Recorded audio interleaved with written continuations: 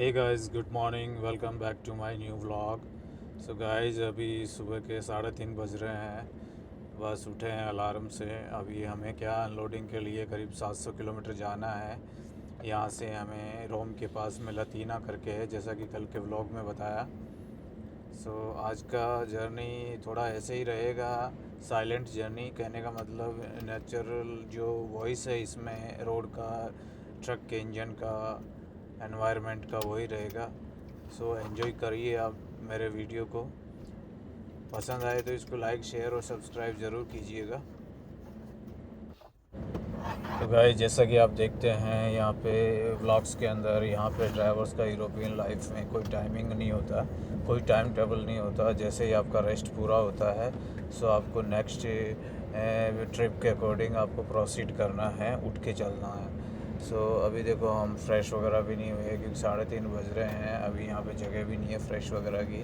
सो चाय की जगह भी नहीं है, चाय भी नहीं बना पा रहे हैं, थोड़ा सा ऐसे ही है आउटसाइड में। सो हम रास्ते में कहीं 2-3 घंटे गाड़ी चला के 6-7 बजे मॉर्निंग में कहीं गैस स्टेशन पे रोकेंगे।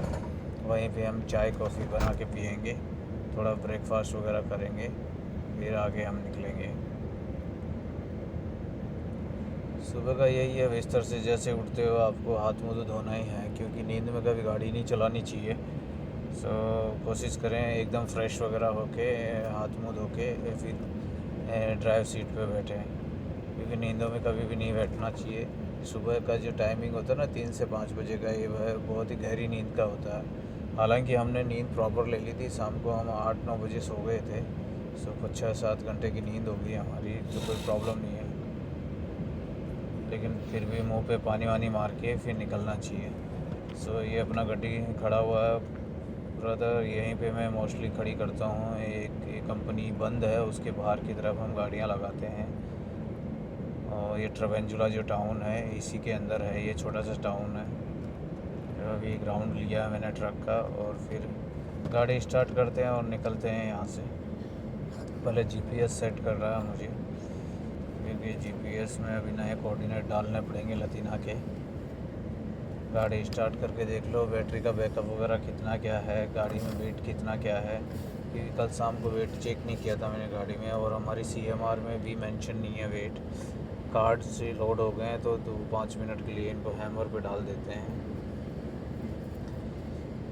ड्राइव एक्सल पे 7.9 है, 4.7 तीनों ट्रेलर के एक्सल पे। चलो कोई ना, ज़्यादा नहीं है, अराउंड 15 टन के लगभग वजन है। अभी आईगो में हम डाल देते हैं हमारा कोऑर्डिनेट,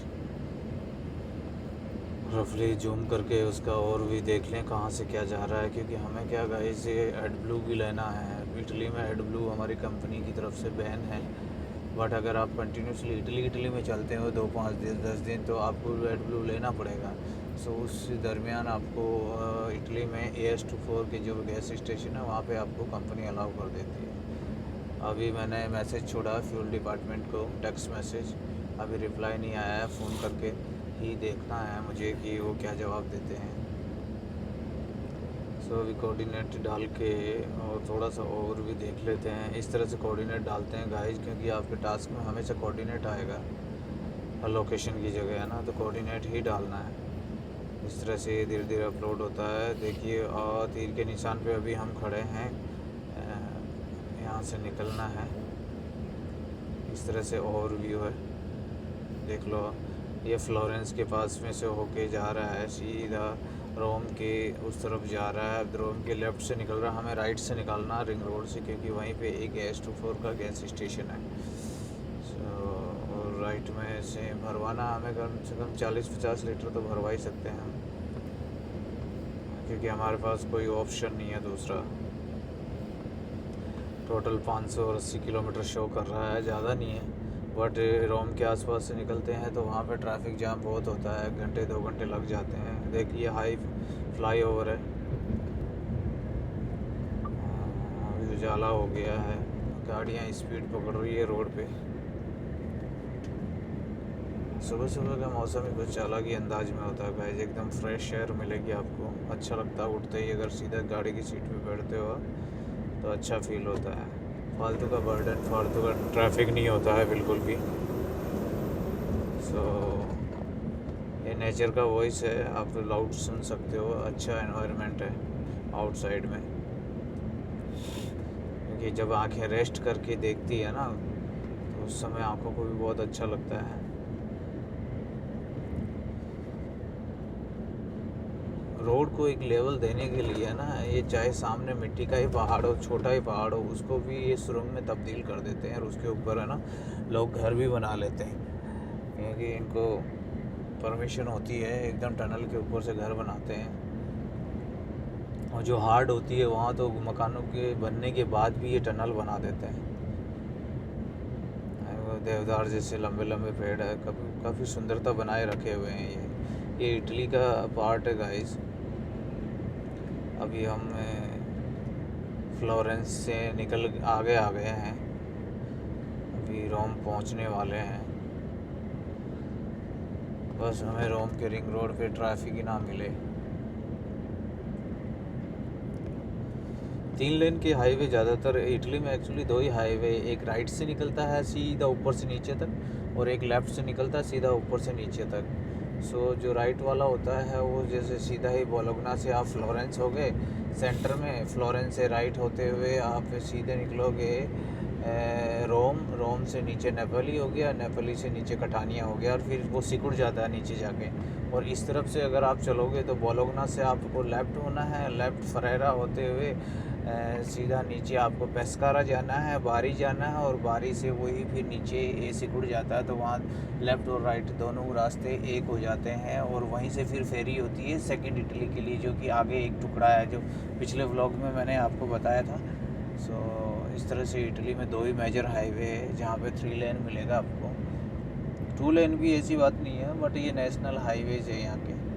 सो स्पीडली आप 90 पे, अगर आपका क्रूज़ खुला हुआ ट्रक का, लॉक नहीं है, क्योंकि मोस्टली ट्रक्स का मेरी कंपनी में 85 ही है। ये सेकंड ट्रक मिला मेरे को इतने दिनों में जिसका 90 पे स्पीड खोल रखा है। सो 90 पे क्या, गाड़ी चलाने से ओवरटेक करने में मज़ा आता है। कई बार आगे धीरे चल रहा होता है तो आप ओवरटेक नहीं कर पाते हो।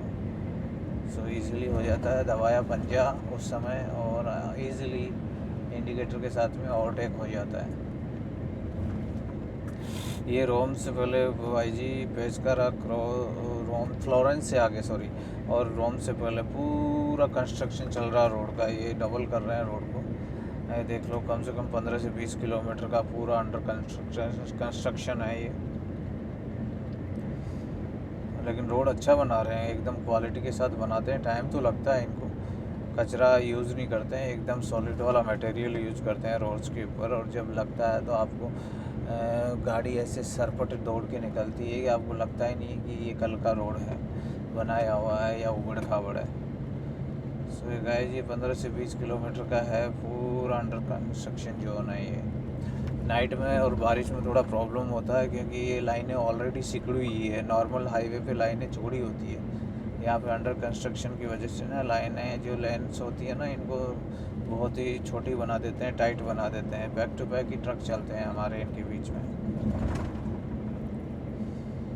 काफ़ी सारी मशीनरीज, पूरा ही ऑक्यूपाइड है राइट से, जहाँ पे भी कंस्ट्रक्शन चल रहा है। और रेलवे ट्रैक भी बना रहे हैं बराबर में, कहीं उसको अंडरग्राउंड बना रहे हैं तो कहीं उसको बाहर बना रहे हैं। ऐसी जगह पे गाइस स्टीयरिंग पे दोनों हाथ होने चाहिए। आप एक हाथ के भरोसे गाड़ी नहीं चला सकते, क्योंकि कब गाड़ी फिसल जाए कोई पता नहीं है। क्योंकि ये हैवी व्हीकल है, यहाँ पे क्या राइट में हल्का सा स्टीयरिंग जाता ही जाता है यहाँ ट्रक्स का। तो अपनी सुरक्षा के हिसाब से गाड़ी चलाते रहना चाहिए।